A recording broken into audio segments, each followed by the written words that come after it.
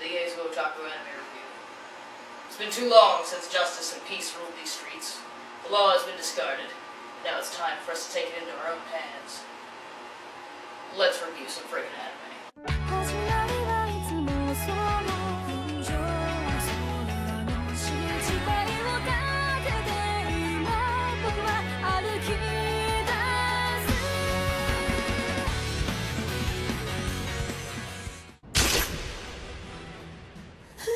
You can live or die. The choices are yours.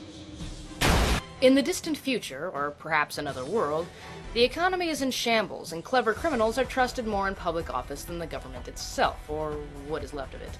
Kronos, a totalitarian organization, rules from the shadows with an advanced network of informants and an elite team of assassins known as the Numbers, who silence all threats to the Order, no matter how small. I've come to deliver some bad luck.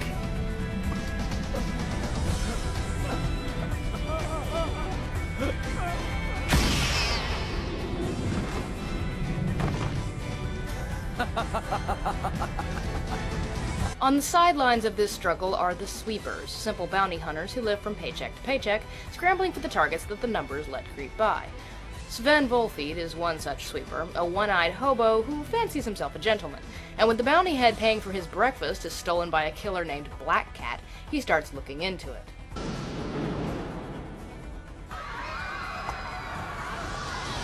If he had a Roman numeral branded into his chest, then he's one of the Kronos Numbers. Well, he looked like a badly dressed teenager. He was just a kid. What was the number? Do you remember? Sure, it's 13. Grab your stuff and get out of my shop. I heard that he kills what he seeks. And if he seeks you, I don't want you around my shop. Are you sure this watch isn't worth anything? Get out of here before you get me killed!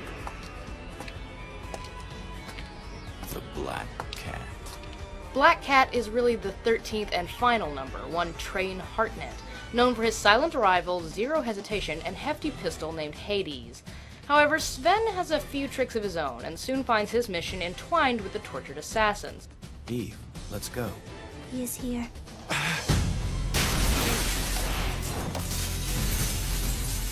Eve, begin. This is the start of the demon chase. Eve, no! I smell blood on your hands. She's the world's foremost bioweapon. This is not good. An all-powerful bioweapon in the form of a brainwashed young girl, a cult-led uprising under Train's rival in the 6th number, Creed Diskin, and a series of syndicates and sweepers doing dirty dealings with Kronos-marked rogues. It all points back to Kronos and the secrets it's hiding from both the cities they rule, the Numbers they control, and the sweepers who observe it all, blind to the chaos waiting to be unleashed. On the technical side of things, I get to hold off on making Studio Gonzo jokes about the animation this time because, for the most part, the studio has behaved themselves. Black Cat doesn't look great, in fact it looks positively generic, but it stays on model and the frequent action blowouts are well choreographed. In fact, the times it does go off model and really ugly are used to great effect, and this is the series' greatest strength.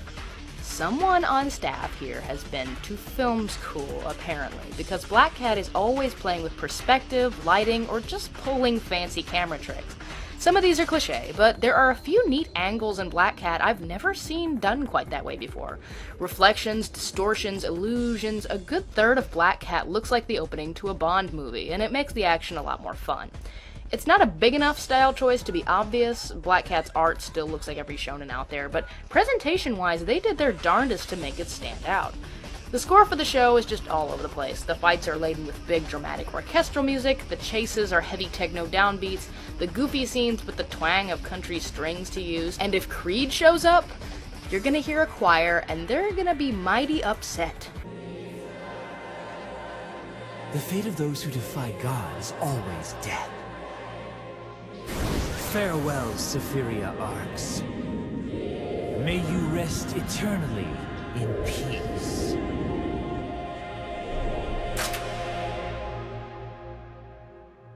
There's just not any way to nail down the musical style here. It's sort of a series of tropes that are used pretty well throughout.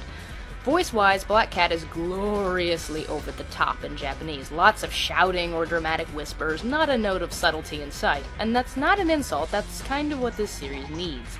By contrast, the dub sounds a little bit more normal, and while Funimation still has hands down the most consistently good dub work, this is from their early days, and by contrast, it's some of their lowest quality. Still good, but not outstanding. There was a large cast in this show, and some of them do sound flat or stagey. Jason Liebrich plays Black Cat here, and he's just okay. I'm not a member of the numbers anymore. Just a stray cat roaming now. The only thing that I want is to live life on my terms. I'd rather die than join you! At the time, he was being cast as a lot of male ingenue parts in shows, and I think Funimation was trying to make him their Johnny Young Bosch of sorts, but he's just not that interesting to listen to. And several other characters are like this. Makes you appreciate how far they've improved over time in casting. However, two actors do stand out. Brandon Potter as Sven, who has a voice that's both tough and sensitive, perfect for the character, and solid acting chops to boot. You know, there are better things to get yourself worked up over than a strawberry ice cream cone. What better things? There are more things out there than sweets, you'll love it. Of course, there's pizza and spaghetti, not to mention burgers.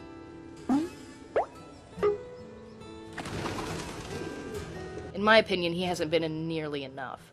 And then there's Chris Patton as Creed, who has entirely too much fun with every single line he gets to say. Come on. It might be a bloodbath, but let's slip into it anyway. Now, Train, draw out your gun.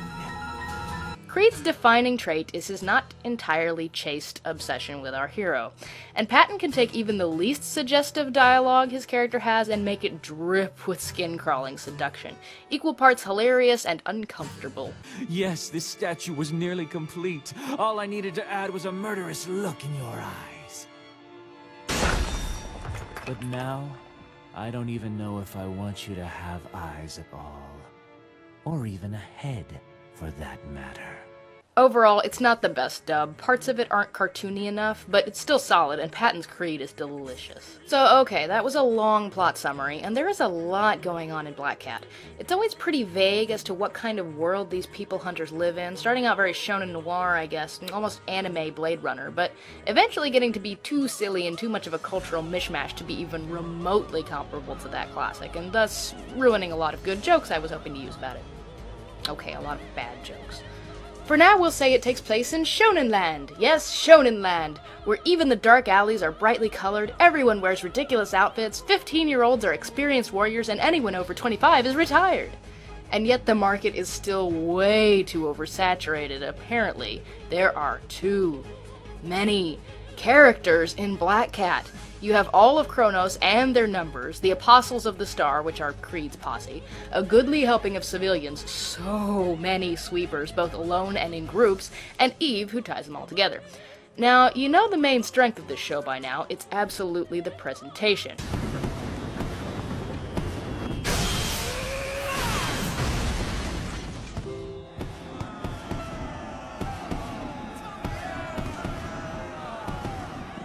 Cool, don't you think? Its greatest weakness is undoubtedly its characters. Train is just flat as a board, so much so that it seems like the writers didn't even know what his character really was. I guess he changes over time, but I don't know why. At first he's silent, dark, and brooding, and he's unbelievably boring that way. For a few episodes it's just terrifying that we're supposed to sympathize with this guy, or worse, that he's the lead. But then he gets angry and is defined by his capriciousness and hair-trigger temper. Still not very sympathetic, but more interesting. Then after some time and traumas pass, well, he acts like this. I'm freezing. It's winter. Yeah, well, why does winter have to be so damn cold? I don't get you, Train. You complain about the food, yet you continue shoving it down the hole under your nose. Hey, what the hell's going on? Why's that assassin with you? Trust me, it's a long story. Yo, waitress, I'm ready for seconds. Bring me whatever. Where did that come from? I guess I have some theories, but this isn't in-betweens, and basically, this is just willy-nilly writing.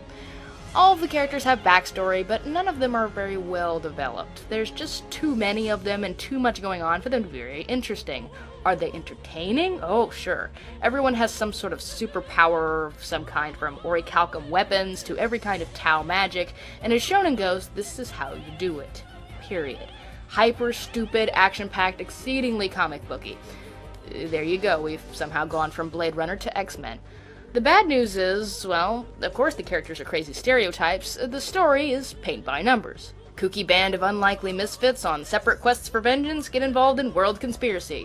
Big revolving door of bad guys, a couple filler episodes, and the words freedom and friendship and what everyone else thinks they mean are repeated 11 billion times, conservatively. This might be where I say it's really hard to review totally average anime like Black Cat, but it's not totally average.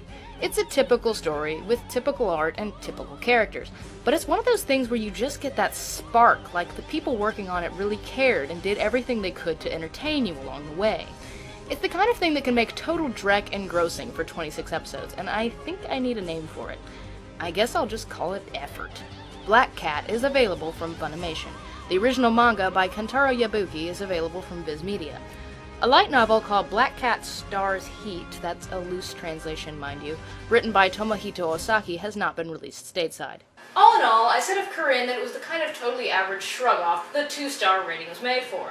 And Black Cat is the sort of anime that the 2.5-star rating was made for. Is the writing any good? Well, it's not bad. Are the characters interesting? Well, they stand out from one another, but they're all big cliches. Does it have terrible throwaway episodes and awful cheesy speeches? Oh, yes it does. So do I recommend Black Cat?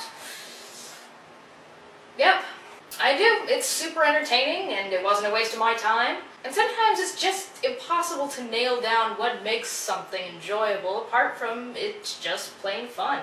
And provided this is your kind of thing to begin with, you will have fun here. I give Black Cat 2.5 silenced targets.